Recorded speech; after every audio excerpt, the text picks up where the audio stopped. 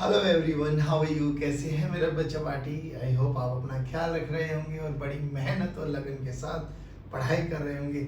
So dear students, आज के इस वीडियो लेक्चर में हम बात करेंगे remaining questions of HC. Verma chapter 6 friction and question number 13 to 17 discuss करने वाले और 27 to 31 डिस्कस करने वाले।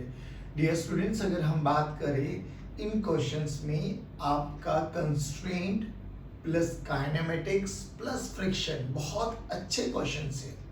अच्छा लगेगा। आई होप आप लोगों ने प्रैक्टिस किए भी होंगे और कुछ क्वेश्चंस आप कर भी पाए होंगे।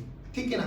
तो चलिए क्वेश्चन स्टार्ट करते हैं बच्चों। पैटर्न वही, क्वेश्चन आपको दिखाई दे रहा होगा, रीड आउट कर लीजिए। अटेम्प्ट किया है तो बहुत अच्छी बात, नहीं तो एक बार अटेम्प्ट करना एंड फिर सॉल्यूशन देखना।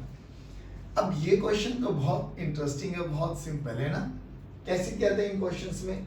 अब इन क्वेश्चंस में हम लोगों ने तरीका सिस्टम बताया था, अपना कॉन्सेप्ट बताया था कि मान लो अगर फ्रिक्शन नहीं होता तो इस सिस्टम की टेंडेंसी किधर होती चलने की, है ना।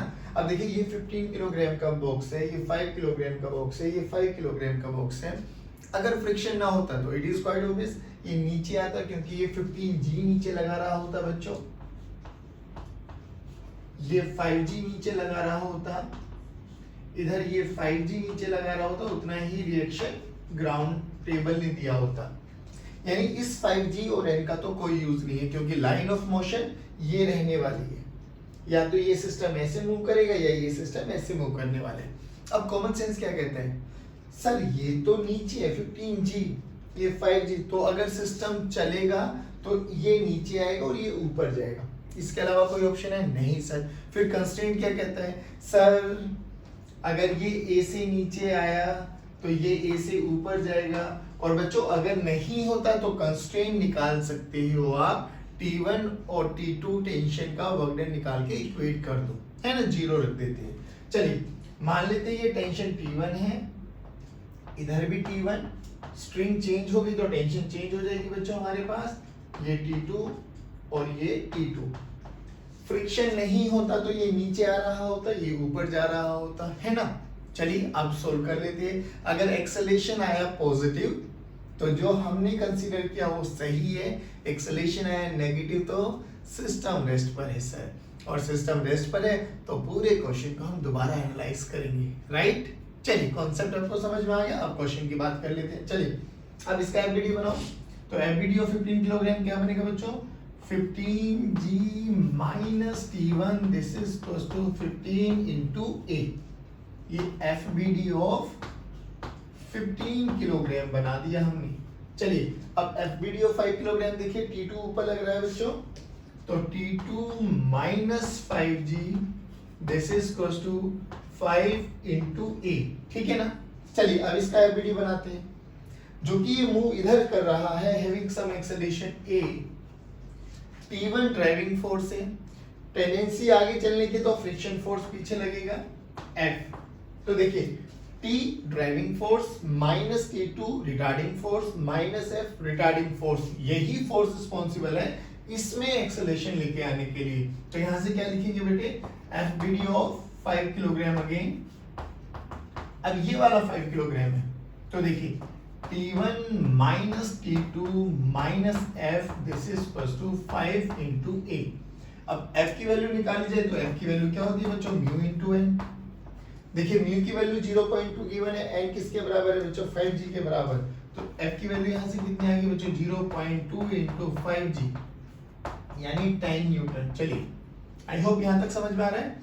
तो इस वाली वैल्यू को यहाँ पर पुट कर देते हैं, तो what will we have? T1 minus T2 minus 10, this is equals to 5 into A। चलिए अब now this is equation number 1, this is equation number 2 and this is equation number 3।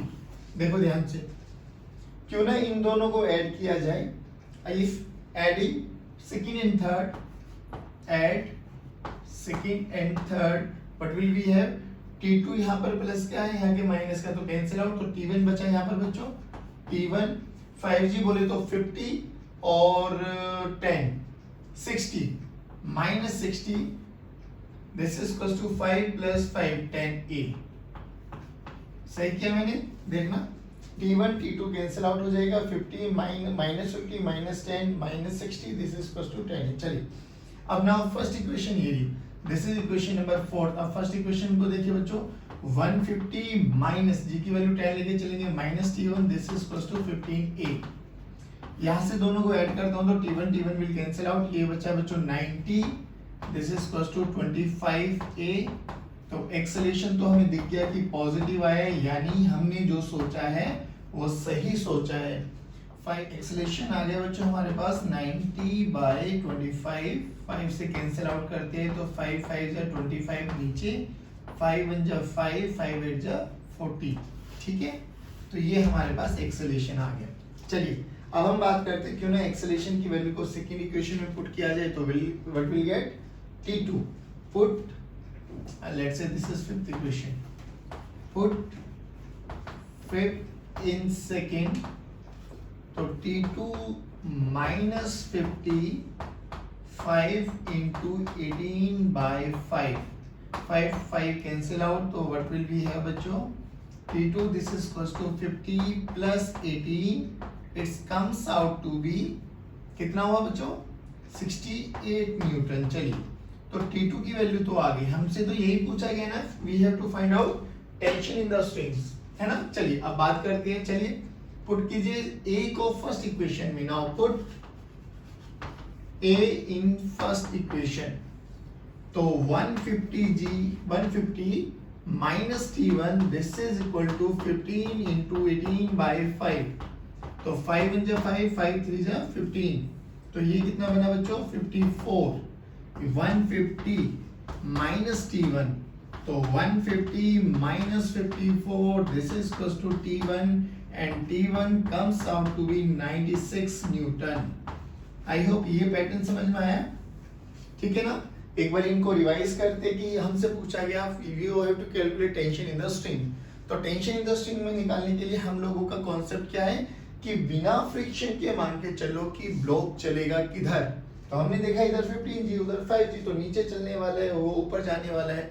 अब फ्रिक्शन की एक्सेलेरेशन मतलब friction वाला मान के acceleration निकाल लो, अगर एक्सेलेरेशन आ जाता है पॉजिटिव तो जैसा आपने माना वो सिस्टम वैसा ही मूव कर रहा है, if it comes out to be negative तो सिस्टम इज एट रेस्ट। नहीं अपोजिट डायरेक्शन में नहीं, सिस्टम रेस्ट पर है, रेस्ट पर है तो उसको रेस्ट के बेसिस पे रख के सोल्व कर देते हैं हम लोग, ठीक है। आई होप ये क्वेश्चन समझ में आया होगा। चलिए अब हम बात करते हैं क्वेश्चन नंबर 14।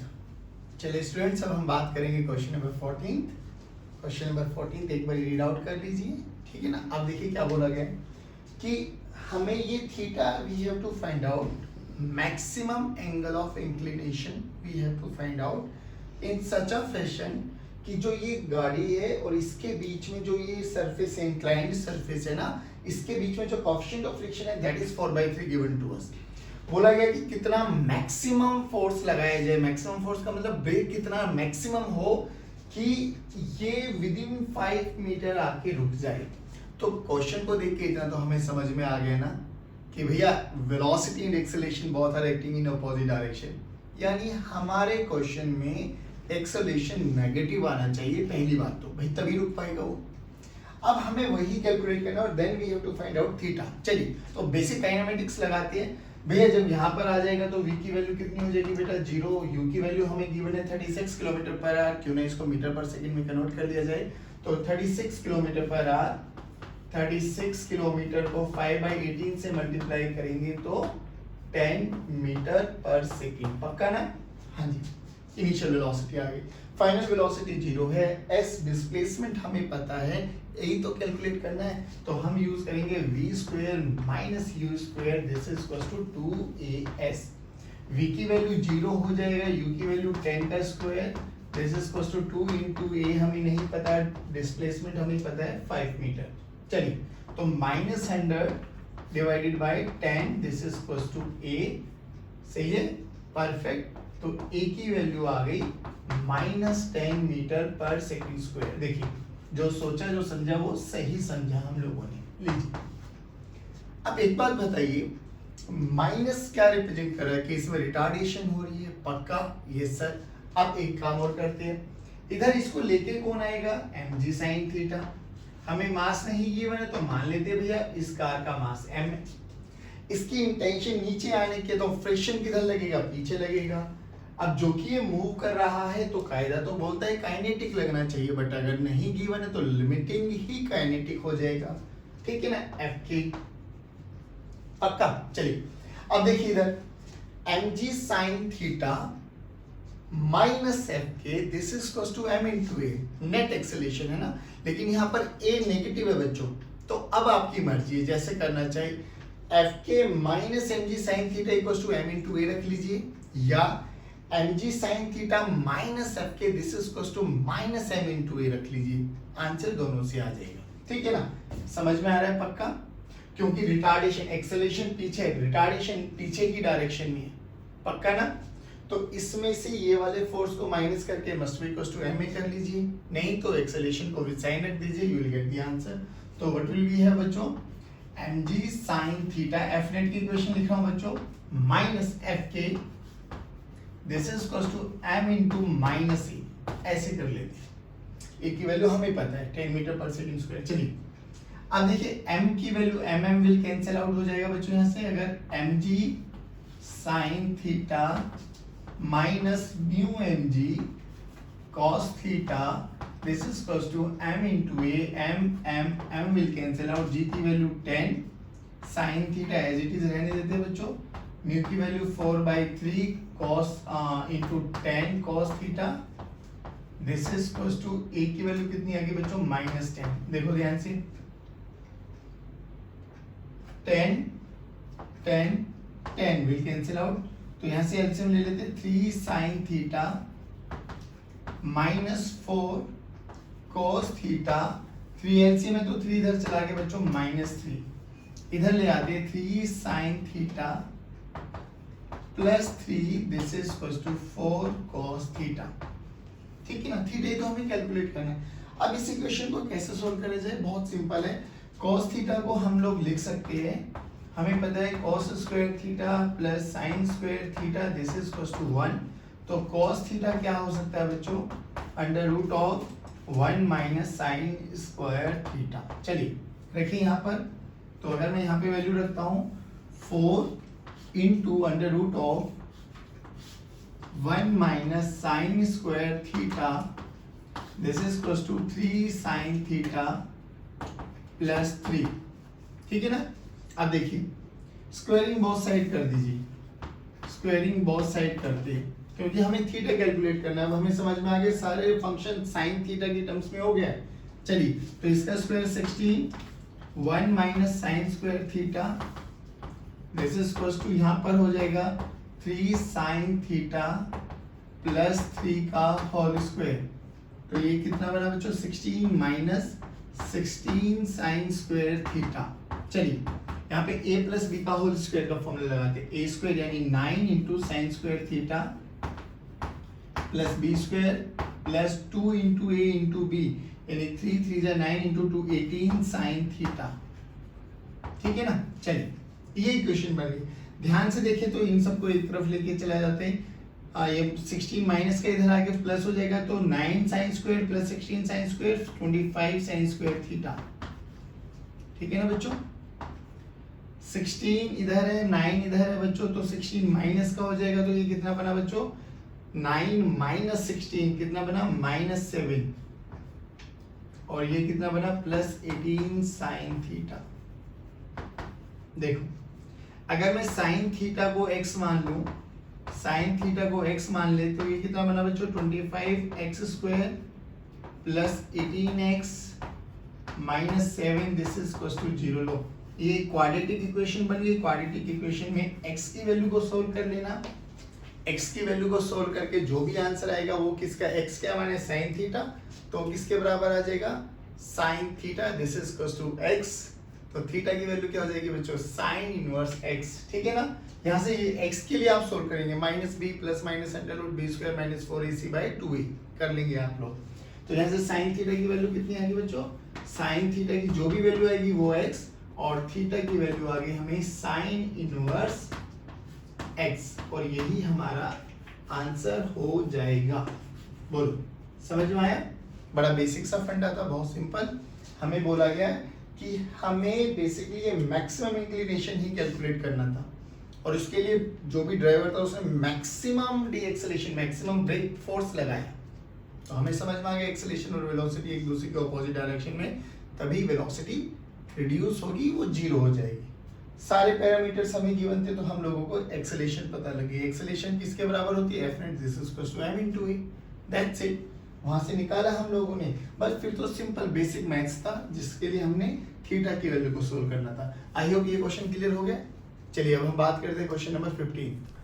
सो स्टूडेंट्स, अब हम बात करेंगे क्वेश्चन नंबर 15 की। अरे ये क्या हुआ सर की ड्रेस चेंज हो गई है? इट्स ओके, क्योंकि ये वाले क्वेश्चन को मेरे आर्टिस्ट ने जो सुपरमैन को बनाने के लिए 15 मिनट का टाइम लिया था। तो अब हम बात कर रहे हैं क्वेश्चन नंबर 15, और क्वेश्चन नंबर 15 एक बार रीड कर लीजिए गाइस। बहुत बेसिक सा क्वेश्चन है। बोला गया कि फ्रिक्शन बिटवीन एथलीट शूज और ग्राउंड जो है वो म्यू 0.90 गिवन है, जो शू है और ग्राउंड के बीच में जो फ्रिक्शन है, कोएफिशिएंट ऑफ फ्रिक्शन, वो ये गिवन है। अब बोला गया कि उसको ना एक सुपरमैन ने पहन लिया और वो दौड़ने लगा, ठीक है ना, स्टार्टिंग फ्रॉम रेस्ट। अब उन्होंने बोला इस सुपरमैन की कोई भी अपर लिमिट नहीं है, मतलब वो कितनी भी तेज दौड़ सकता है। हमसे बोला गया कि मिनिमम टाइम बताइए कि वो फर्स्ट 50 मीटर को कितने मिनिमम से मिनिमम टाइम में क्रॉस करे। अब ये क्वेश्चन के लिए मिनिमम टाइम के लिए क्या होना चाहिए? ध्यान से सुनो बच्चों। इनिशियली रेस्ट से है बच्चों, तो हमें तो इतना तो समझ में आता है कि S is equal to UT plus half AT square, ये इक्वेशन का यूज करना है। क्या निकालना है? टाइम। अगर u 0 है तो s की वैल्यू देखो क्या हुआ बच्चों, 1/2 AT स्क्वायर, यानी t की वैल्यू देखो ध्यान से, 2s/a का अंडर रूट। ध्यान से देखो 2 कांस्टेंट है, s हमें 50 मीटर दे दिया, वो भी कांस्टेंट है, तो time is inversely proportional to under root acceleration, है ना। अब ये क्या मतलब हुआ?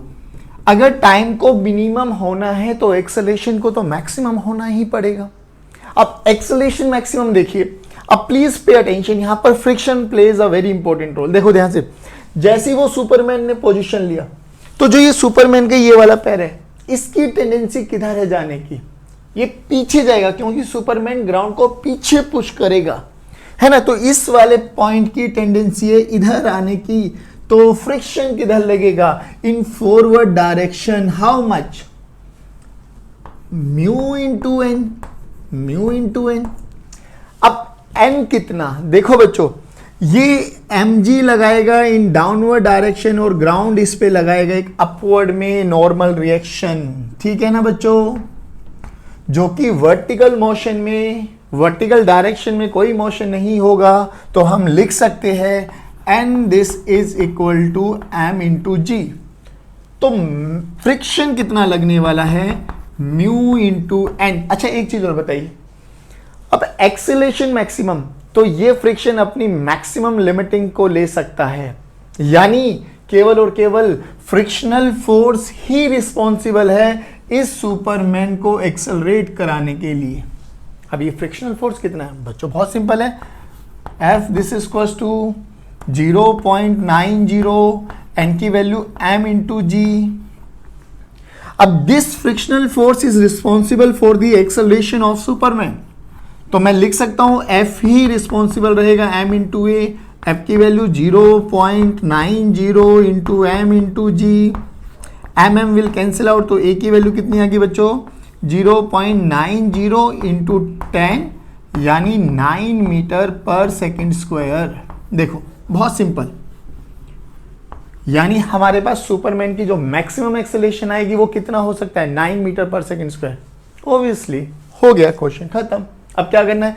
एस की वैल्यू देखो, टी निकालना है हमें बच्चों, टी निकालना है हमें under root of 2 into 550 divided by a, बोले तो 9। देखो 100/9, यानी टी की वैल्यू आ गई 10/3 सेकेंड्स। ये मिनिमम टाइम आ गया। तो फर्स्ट पार्ट तो कंप्लीट हो गया। अब सेकंड पार्ट में क्या बोला गया बच्चों कि अगर उसको मिनिमम टाइम लगेगा 50 मीटर को कवर करने के लिए, वो आया 10/3। तो अब कितने टाइम के बाद वो रुक जाएगा? ऐसा तो नहीं है 50 मीटर कवर किया और रुक गया एकदम, नहीं ना, ऐसा तो पॉसिबल नहीं है। तो वो क्या करेंगे, हम होता है ना ऐसे भगते भगते भगते भगते धीरे धीरे धीरे धीरे धीरे धीरे हम रिटार्ड होते हैं। तो अब उसने बोला कि वो कितने टाइम में रेस्ट पर आ जाएगा। तो अब सिंपल सी बात ये है, तो देखिए मान लेते हैं बच्चों कि उसने यहां से स्टार्ट किया और यहां तक वो 50 मीटर का डिस्टेंस कवर कर चुका है और t=0 से लेके t=10/3। इनिशियली u कितना है बच्चों? 0। परफेक्ट, हाँ जी। तो यहां पर देखिए, क्या मैं इस पॉइंट पर v कैलकुलेट कर सकता हूं? बिल्कुल कर सकते हैं सर। कैसे सर? देखिए u पता है, v हमें निकालना है, a हमें पता है, t हमें पता है। तो इस पॉइंट पर जब उसने 50 मीटर क्रॉस कर चुका है, कितनी फाइनल वेलोसिटी है? तो v this is equal to a into T, यानी a की वैल्यू है बच्चों 10/3 और t की वैल्यू है a की वैल्यू है 9 और t की वैल्यू है 10/3, यानी v की वैल्यू आ गई हमारे पास 30 मीटर पर सेकेंड। अब 30 मीटर पर सेकेंड इस पॉइंट पर जब वो 50 मीटर पे पहुंच चुका है तब उसकी फाइनल वेलोसिटी। अब इसको रुकना है, तो रुकते रुकते उसको क्या करना है? रिटार्डेशन, यानी अब एक्सेलेरेशन, फ्रिक्शन लगेगा पीछे, क्योंकि फ्रिक्शन ही रिस्पॉन्सिबल है बच्चों इसको एक्सेलेरेट कराने के लिए भी और रिटार्ड कराने के लिए भी। मिनिमम टाइम पूछा गया है, तो दोनों केसेस में मैक्सिमम एक्सेलेरेशन होगा। तो मैक्सिमम एक्सेलेरेशन और मैक्सिमम रिटार्डेशन कितना हो सकता है फ्रिक्शन के थ्रू? 9 मीटर पर सेकेंड स्क्वायर। चलिए अब ध्यान से सुनना, फाइनल वेलोसिटी कितनी हो जाएगी? 0, v डैश मान लेता हूं, और ये उसके लिए इनिशियल वेलोसिटी हो जाएगी बच्चों। अब हमें टाइम निकालना है, चलिए टाइम निकालते हैं। तो v dash this is equal to u plus at, ठीक है ना। v डैश हमें पता है 0 हो जाएगा, u डैश हमें पता है बच्चों 30 हो जाएगा। अब रिटार्डेशन है बेटे 9 इंटू टी, देखो t की वैल्यू कितनी आ गई बच्चों? 30/9, यानी 10/3 अगेन, यानी उसको 50 मीटर क्रॉस करने में भी 10/3 सेकेंड ही लगेगा, और उसके बाद उसको आगे रुकने में, फाइनल वेलोसिटी को 0 होने के लिए भी उसको 10/3 सेकेंड ही लगने वाला है। रीजन भी क्योंकि फ्रिक्शन ही रिस्पॉन्सिबल है एक्सेलेरेशन और रिटार्डेशन के लिए, और मैक्सिमम एक्सेलेरेशन दोनों ही केसेस में कितना आएगा? 9 मीटर पर सेकेंड स्क्वायर। तो आई होप ये क्वेश्चन एकदम क्रिस्टल क्लियर हुआ होगा। सुपरमैन को बनाने में जितनी मेहनत लगी है, मन नहीं कर रहा इसको बोर्ड से हटा दूं। बट चलिए प्रोसीड करते हैं अब नेक्स्ट क्वेश्चन, क्वेश्चन नंबर 16 के लिए। चलिए स्टूडेंट्स, तो एक बार क्वेश्चन नंबर 16 पढ़ लीजिए। बोला क्या गया है कि एक कार है, वो मूव कर रही थी initial velocity 1.6 kilometre per our की स्पीड से, ठीक है। और जैसे ही इस पॉइंट पर देखा ड्राइवर ने कि एक स्लोप आ गया, पहले वो सीधा चल रहा था, है ना, चलते चलते चलते उसको दिखाई दिया एक स्लोप आ गया है। तो उन्होंने बोला कि इस ड्राइवर ने बहुत हार्डली ब्रेक लगाए कि भैया स्पीड कंट्रोल में हो जाए।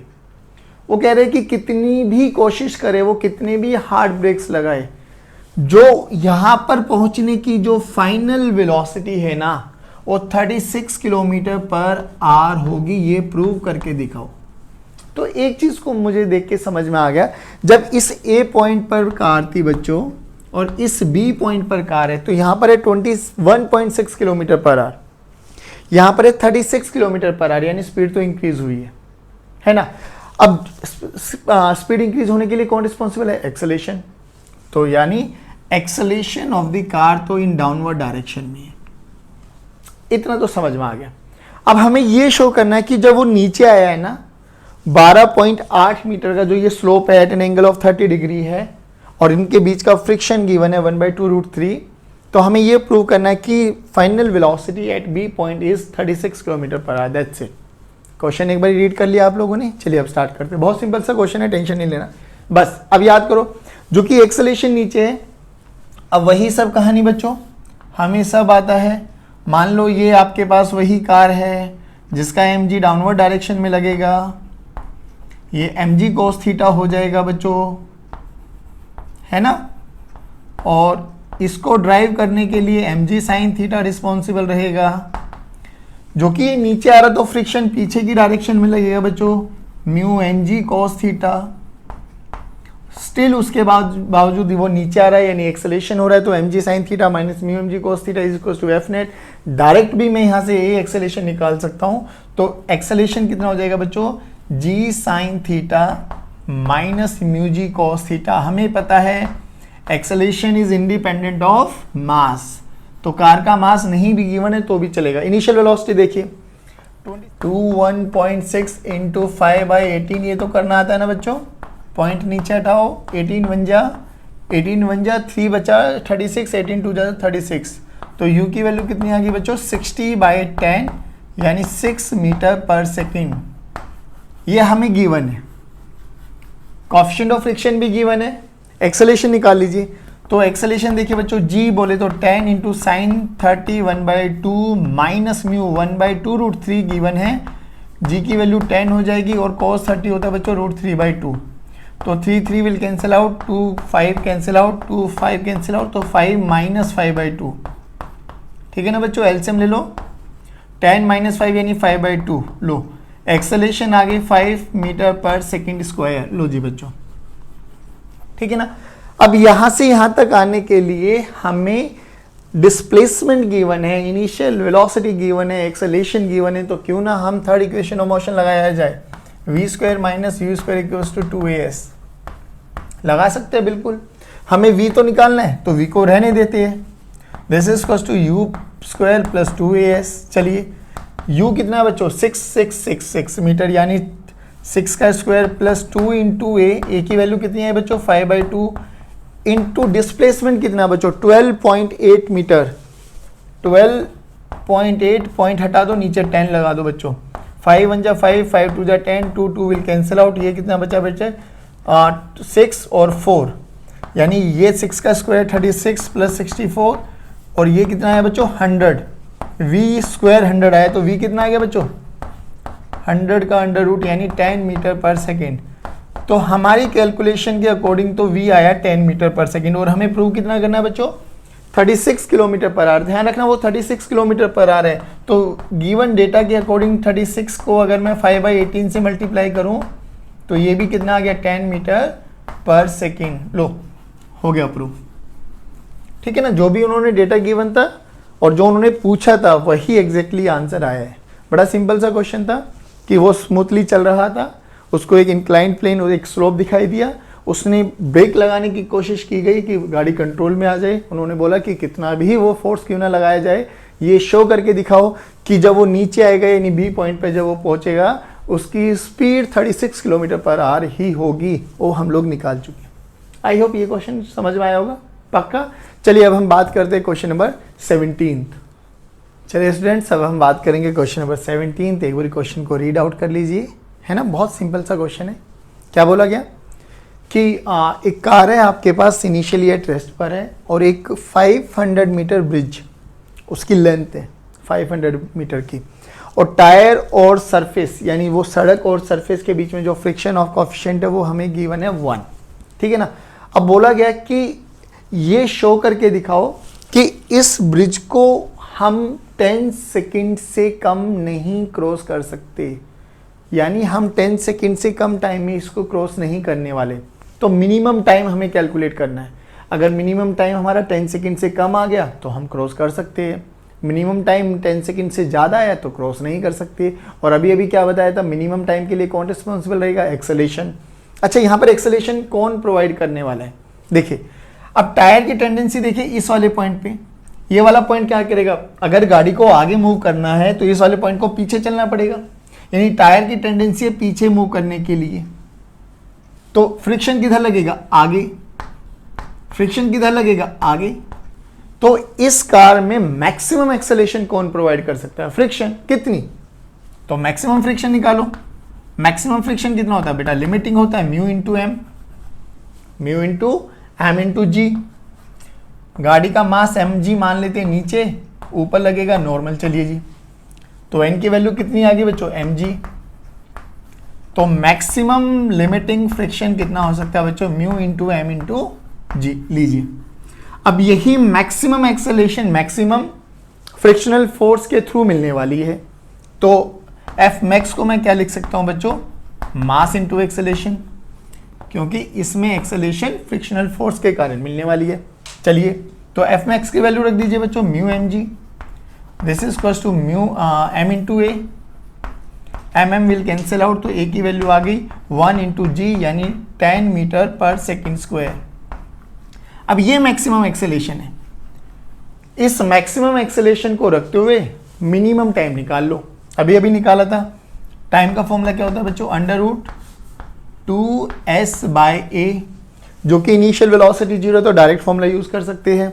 चलिए टाइम की वैल्यू देखो, 2 into 500 divided by 10, 10 will cancel out, √100 यानी 10 सेकेंड्स, यानी टी मिनिमम ही हमारे पास 10 सेकेंड है, तो 10 सेकेंड से पहले तो हम इसको क्रॉस कर ही नहीं सकते, यही प्रूव करना था हमें। भाई मिनिमम टाइम ही हमारा 10 सेकेंड है।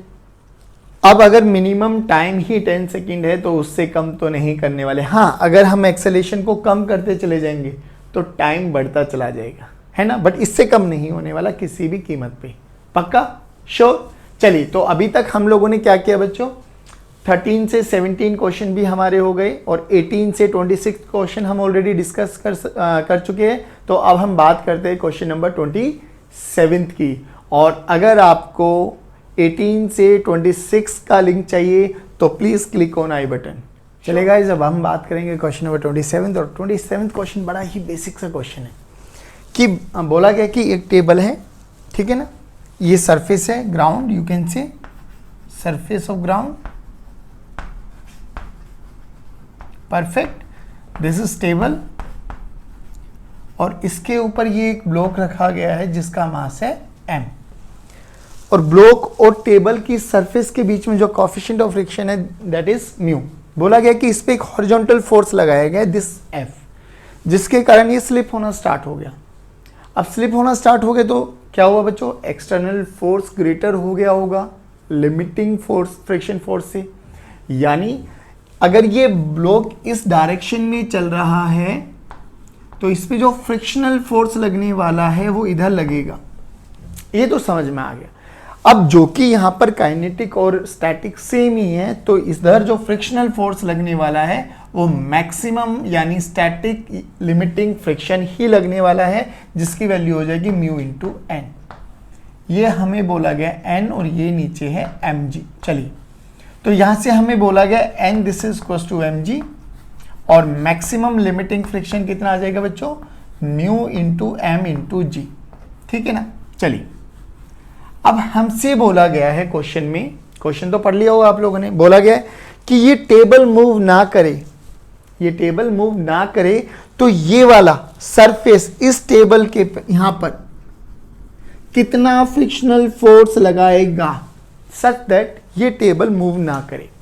अब टेबल मूव ना करे तो ये देखिए टेबल पे ड्राइविंग फोर्स कितना है, ध्यान से सुनना बच्चों, जो कि टेबल ने ब्लॉक पर लगाया फ्रिक्शनल फोर्स पीछे की डायरेक्शन में, तो ब्लॉक टेबल को क्या करेगा, साथ साथ रखने की कोशिश करते हैं तो फ्रिक्शन बॉन्ड नहीं टूटने देगा, तो ये ब्लॉक इस पे किधर लगाएगा, आगे की डायरेक्शन में एक फ्रिक्शनल फोर्स F, सिंस दोनों ही एक्शन रिएक्शन पेयर फोर्सेज है ना।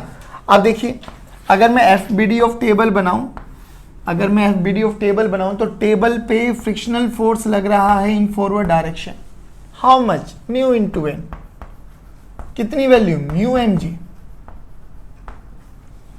अब अगर इसको नहीं चलना, देखिए ये ड्राइविंग फोर्स बना, अब अगर इसको नहीं चलना तो ये सरफेस टेबल के लेग्स पर किधर फ्रिक्शनल फोर्स लगाएगा, बैकवर्ड डायरेक्शन में, हाउ मच, सेम, नहीं चलेगा तो F एक्सटर्नल ही फ्रिक्शनल फोर्स के बराबर हो जाएगा, तो this is mu M ji.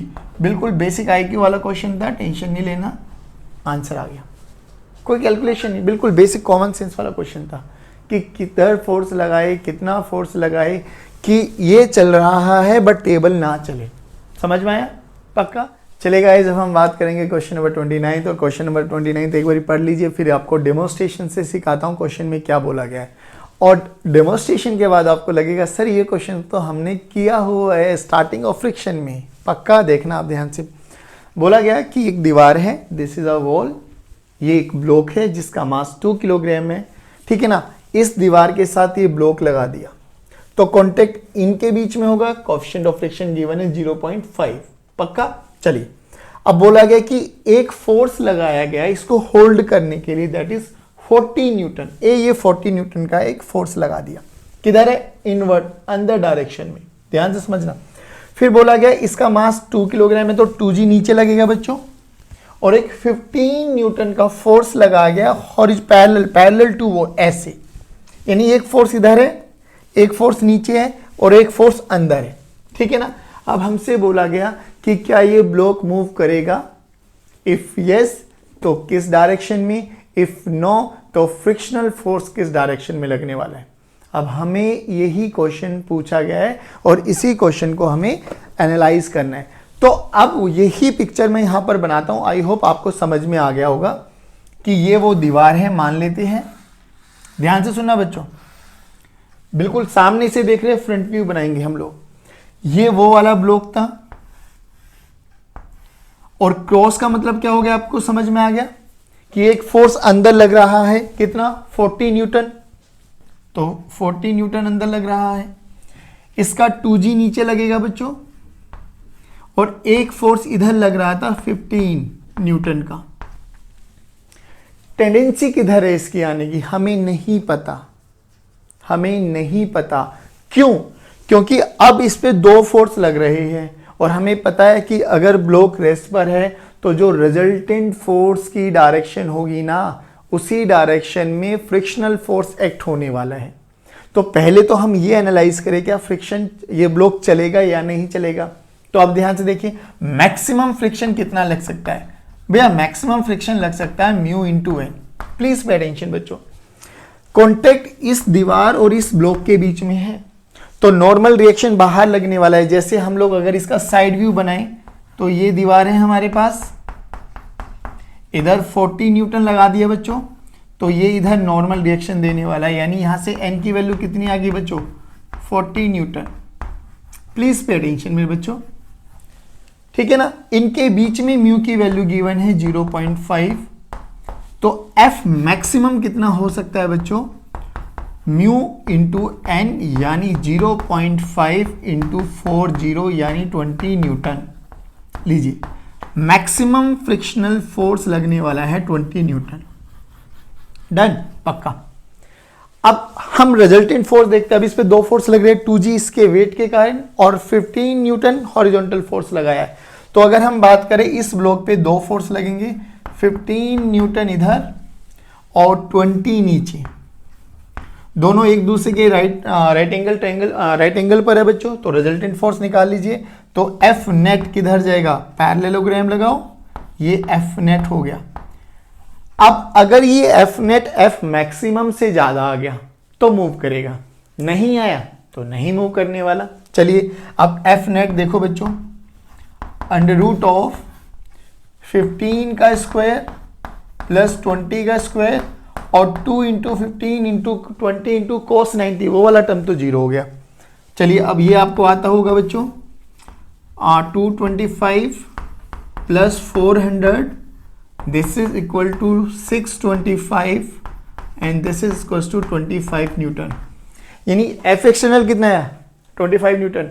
Maximum friction जो इसको रोक सकता है वो कितना है, 20 न्यूटन। तो हमारी कंडीशन हो गई बच्चों, F external is greater than F maximum, तो ब्लॉक तो मूव करेगा। किस डायरेक्शन में करेगा, इस डायरेक्शन में करेगा। तो फ्रिक्शन किधर लग सकता है, फ्रिक्शन इसके ऑपोजिट लगेगा क्योंकि रेस्ट से स्टार्ट है। कितने एंगल पर, ये एंगल निकाल लो बच्चों, थीटा। कैसे निकला, तो ये देखिए ये 20 तो ये भी 20, राइट एंगल ट्रायंगल बन गया। तो टेंजेंट थीटा कितना आ गया बच्चों, परपेंडिकुलर बाय बेस यानी 20/15 यानी 4/3, 4/3। तो थीटा की वैल्यू कितनी आ गई बच्चों, टेंजेंट इनवर्स 4/3, और ये 4/3 हमारा बहुत प्यारा सा ट्रायंगल है, परपेंडिकुलर बाय बेस यानी 53 डिग्री। लीजिए ये हमारा आंसर मूव करेगा, यस, क्योंकि हमारी कंडीशन सेटिस्फाई हो रही है। फ्रिक्शन लगेगा, यस। मैक्सिमम लग सकता है कितना, पीछे की डायरेक्शन में, जिधर चलने की टेंडेंसी है उसके पीछे ऑपोजिट। कितने एंगल पर, 53, ये 53 डिग्री। परफेक्ट। चलिए अब हम बात करते हैं क्वेश्चन नंबर 30। चलिए बच्चों, अब हम बात करेंगे second last question of H C Verma chapter 6। क्वेश्चन आपके सामने है, पढ़ लीजिए। फिगर देख के समझ में आ गया होगा नहीं इस बंदे ने अपने आप को कैसे बैलेंस किया है। बहुत बारी हम लोग करते भी थे जब छोटे बच्चे हुआ करते थे ना, पैर लगा लेते थे दीवार पे, कमर और हाथों से सपोर्ट करके हम बीच में अपने आप को मैनेज कर लेते थे। मुझे याद है एक बारी जब हम बीटेक में थे तो हम चंडीगढ़ गए थे रोज़ गार्डन में। वहाँ पर मैंने सेम ऐसे ही करतब दिखाने की कोशिश की थी और मैं मैनेज हो पाया था, अपने आप को रेस्ट पर रख चुका था। तो अब हमसे वही बोला गया कि ये बंदे ने अपने आप को मैनेज किया हुआ है, रेस्ट पर है, ठीक है ना। हमें एक तो ये निकालना है कि ये जो रिएक्शन फोर्स है किसी भी एक दीवार ने कितना लगाया होगा, ठीक है।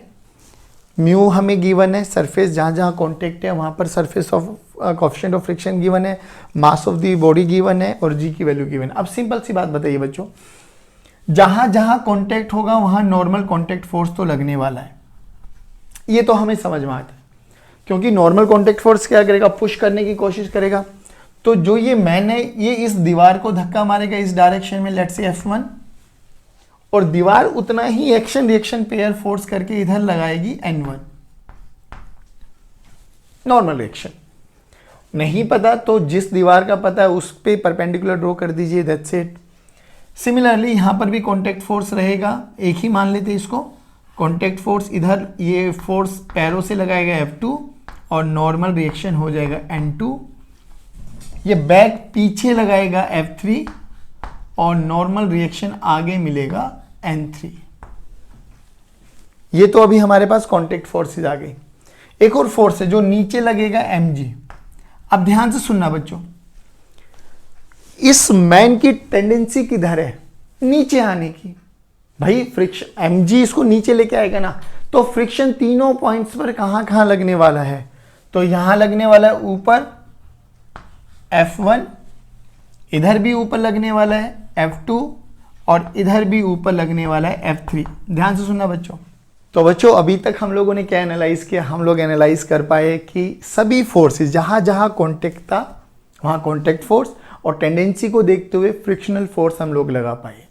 अब हमें क्या करना है, सभी फोर्सेस के लगने के बावजूद भी ये इक्विलिब्रियम पे है, तो इट मींस कि हॉरिजॉन्टल फोर्सेस को भी इक्वेट कर दीजिए और वर्टिकल फोर्सेस को भी इक्वेट कर दीजिए। आप करते हैं, चलो हॉरिजॉन्टल फोर्स देखिए, N1 N2 लग रहा है लेफ्ट में, N3 लग रहा है राइट में, बैलेंस है तो N1 plus N2 must be equals to N3।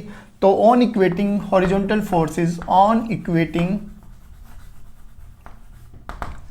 Horizontal forces, तो हमारे पास कितना है बच्चों, N3 must be equals to N1 plus N2, ठीक है। चलिए अब देखो, वर्टिकल में नीचे कौन लेके आने की कोशिश करेगा, mg, वेट रोकेगा कौन, ये वाले फ्रिक्शनल F1 F2 F3। तो on equating vertical, on equating vertical forces, तो हमारे पास क्या बच्चों, mg नीचे लग रहा है। अब ये F1 F2 F3 frictional forces है तीनों कॉन्टेक्ट पर, यहां पर F1, यहां पर F2, यहां पर F3। चलो अब F1 की वैल्यू देखिए, तो म्यू इंटू एन। अब बच्चों ध्यान से देखना, जो कि तीनों सरफेसेस पे म्यू तो सेम रहने वाला है, तो mu into N1 plus mu into N2। F2 की वैल्यू कितनी आ गई बच्चों, म्यू इंटू N2, और F3 की वैल्यू कितनी आ गई बच्चों, म्यू इंटू N3। चलिए रखे वैल्यू, आ जाइए। तो mg this is equals to, mu common ले लूं बच्चों मैं, N1 plus N2 plus N3। ध्यान से देखना बच्चों, अब ये N1 प्लस N2 क्या है, N1 प्लस N2 तो N3, और हमें नॉर्मल रिएक्शन ही कैलकुलेट करना है, तो पुट कर दीजिए mg this is equals to mu into N3 plus N3, mg divided by mu this is equals to twice of N3। तो N3 की वैल्यू कितनी आ गई बच्चों, mg बाय 2 म्यू। सारी वैल्यूज आपको पता है, वैल्यूज रखिए, नॉर्मल रिएक्शन आ गया। तो N3 कितना आ गया बच्चों, जल्दी बोलेंगे, 40 into 10 divided by 2 into 0.8, point cancel out ऊपर आ गया, 8 1 जा 8, 8 5 जा 40, 2 1 जा 2, 2 5 जा 10, तो 250 न्यूटन। बहुत बेसिक सा क्वेश्चन, बस फिगर देख के थोड़ी सी डरावनी लगती है कि ये कैसा क्वेश्चन आ गया है, टेंशन नहीं लेना। ऐसा हम लोग डे टू डे लाइफ में भी बहुत करते हैं। अगर पास पास जो दीवारें लगी है तो हम उसमें अपने आप को एडजस्ट करने की कोशिश करते हैं। मैंने खुद भी किया हुआ है, दैट्स वाई हम सेइंग कि ये बहुत ईजी है। क्वेश्चन भी आ गया, नॉर्मल रिएक्शन जो हमसे पूछी थी, कोई भी बोल, ये भी 250 न्यूटन लगाएगी राइट में, ये भी 250 न्यूटन लगाएगी लेफ्ट में, दैट्स इट। बोलो समझ में आया?